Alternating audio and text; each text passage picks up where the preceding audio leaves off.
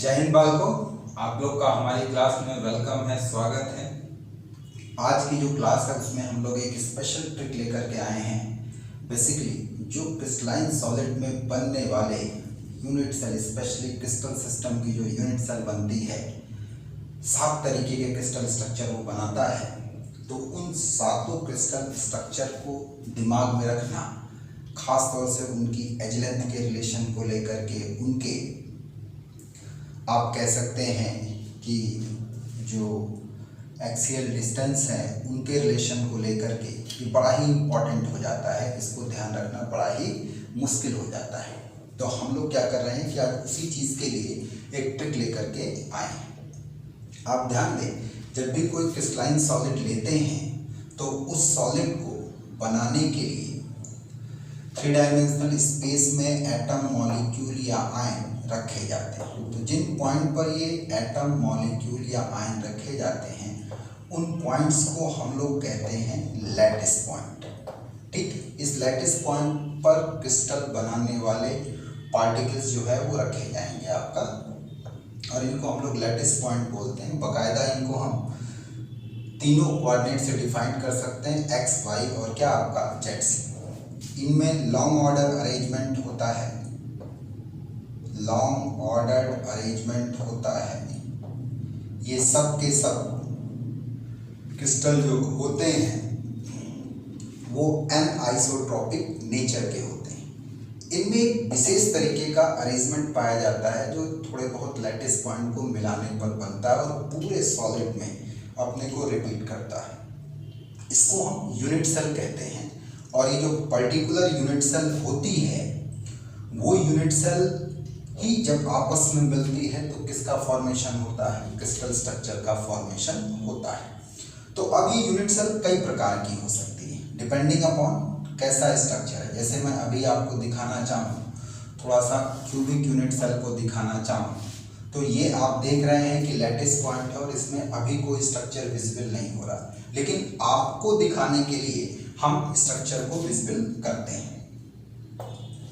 ये देखिए, हम इन लैटिस पॉइंट को आपस में मिलाते चले जाएंगे तो इससे कुछ ऐसे स्ट्रक्चर आपको बनेंगे जो कि इस पूरे सॉलिड में अपने को रिपीट कर रहे हैं। देखिए, ये देखिए, ये पहले जहां आपको कोई स्ट्रक्चर नहीं दिख रहा था, अब वहां पर आपको एक क्यूबिक टाइप का स्ट्रक्चर दिखने लगा। और ये जो स्ट्रक्चर दिखेगा वो 2D स्ट्रक्चर नहीं है। वो कैसा स्ट्रक्चर है बालकों? 3D स्ट्रक्चर है, 3 डायमेंशनल स्ट्रक्चर है, जिसमें हमने 3 कोऑर्डिनेट लिया है, ए, बी और सी। जहां पर ये बी लेंथ को बता रहा है, ए जो है वो ब्रेथ को बता रहा है और सी जो है वो हाइट को बता रहा है।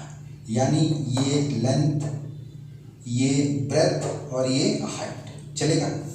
इसी तरीके से इनके बीच में बनने वाला एंगल जिसे हम एक्सियल एंगल्स बोलेंगे।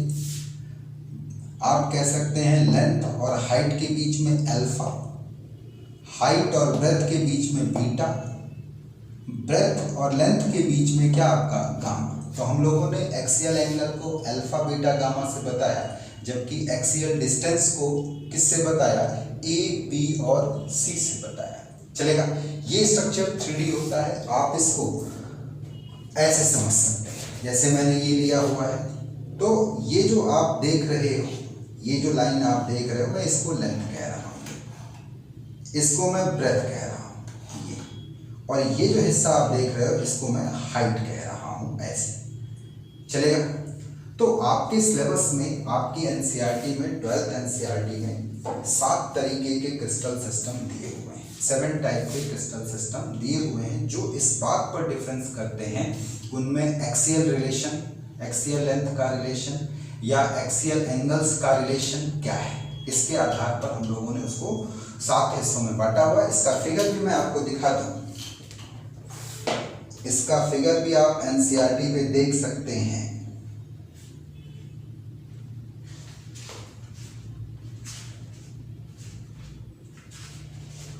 ये ऐसे, ये इस साइड आपके 7 क्रिस्टल सिस्टम है और इन क्रिस्टल सिस्टम में अगर स्पेसिफिक अरेंजमेंट मिलता है तो हमको 14 टाइप का ब्रिवाइस लैटिस आता है। क्लियर है हमारी बात? 14 टाइप के ब्रिवाइस लैटिस हमको देखने के लिए मिलते हैं जो हमने इधर की तरफ बनाए हुए हैं। और हम किस टेबल का जिक्र कर रहे हैं? आपका टेबल 1.3 का। चलेगा? बोलो भाई। तो अब बात आती है कि हमारी ट्रिक है क्या और कैसे काम करेगी। चलिए,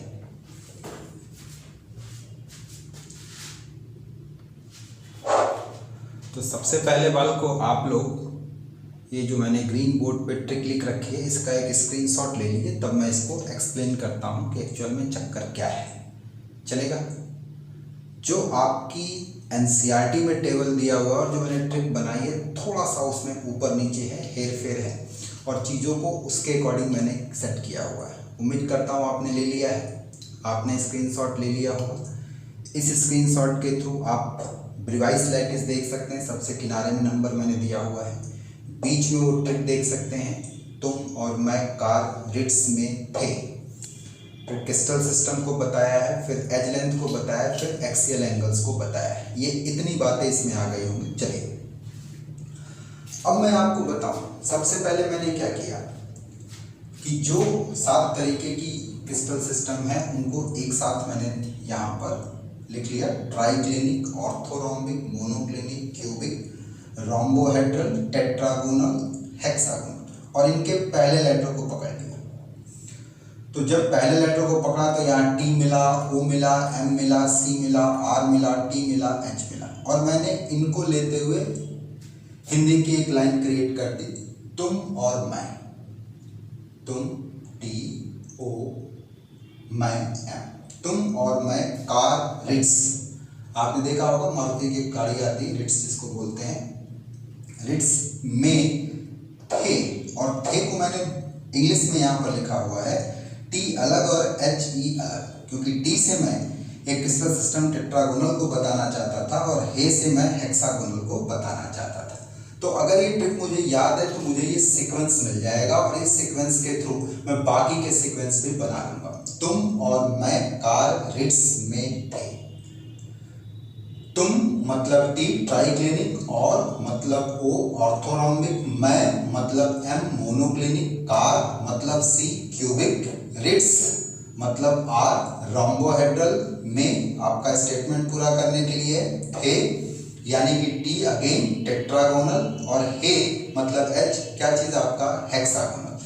तुम और मैं कार रिट्स में थे। Triclinic, orthorhombic, monoclinic, cubic, rhombohedral, tetragonal, hexagonal. इनकी एज लेंथ के लिए ये चूंकि अरेंज्ड है पूरा पहले से ही, तो मैंने 3 और चीजें मानी हैं, एज्यूम की है। सबसे पहला मैंने एज्यूम किया है, सबसे पहला मैंने जो एज्यूम किया है,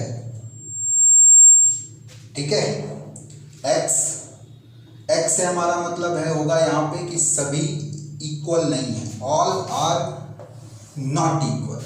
चलेगा? y से हमारा मतलब है ऑल आर इक्वल और z से हमारा मतलब है एनी 2 आर इक्वल, कोई 2 इक्वल है।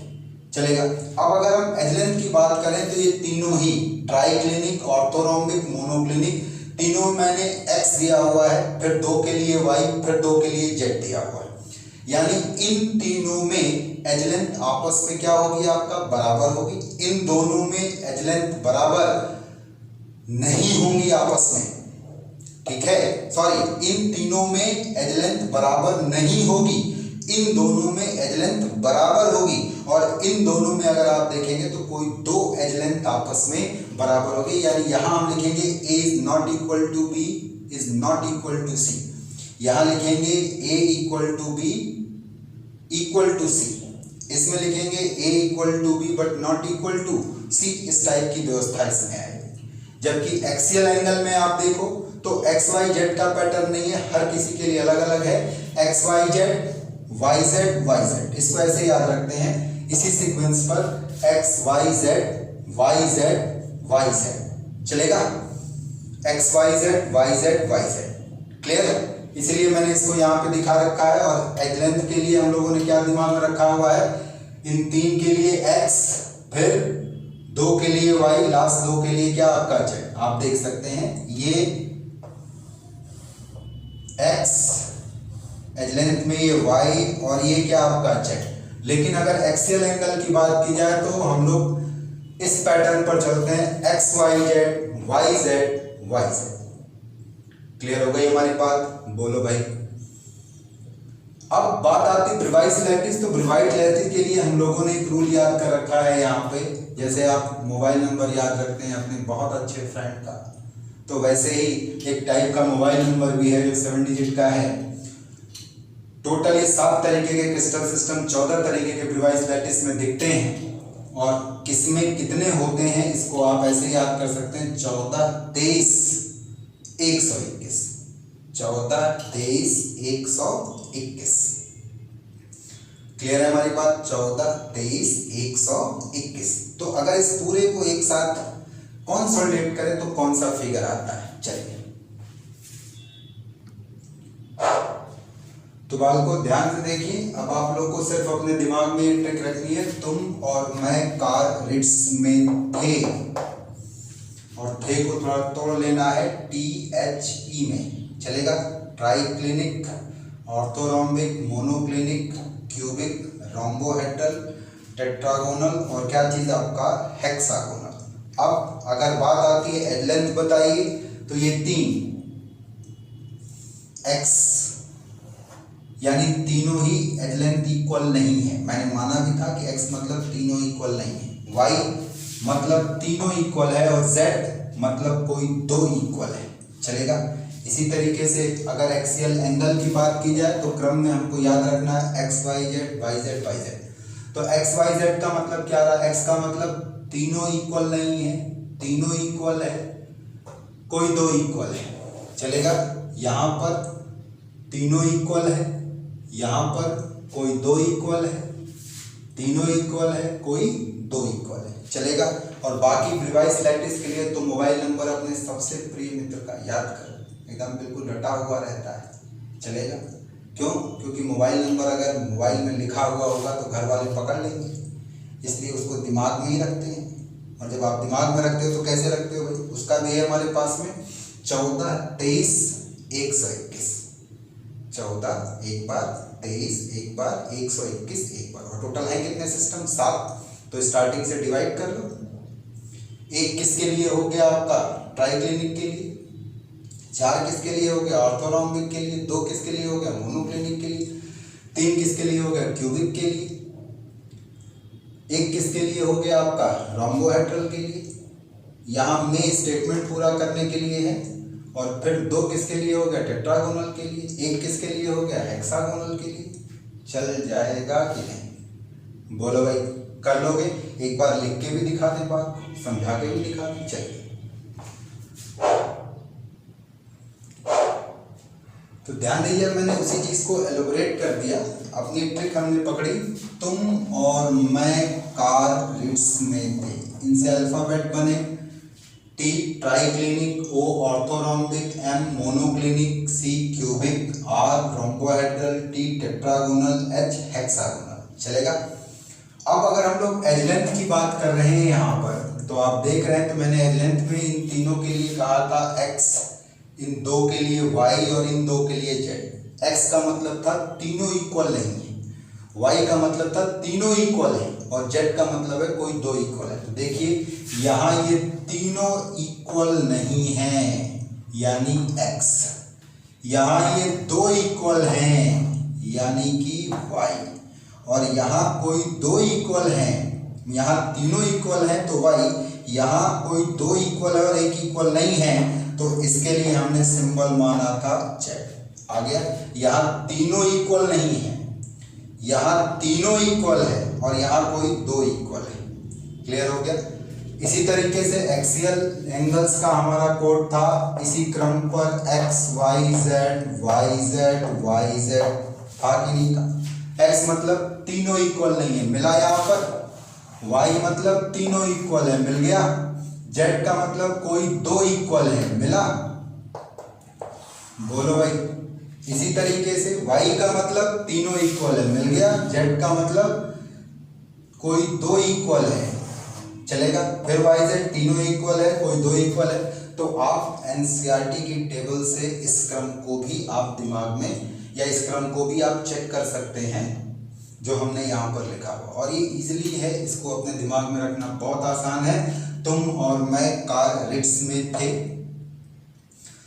अगर एज लेंथ की बात की गई तो 3 के लिए x, फिर y, फिर z, और अगर एक्सियल एंगल की बात कर ली गई तो x y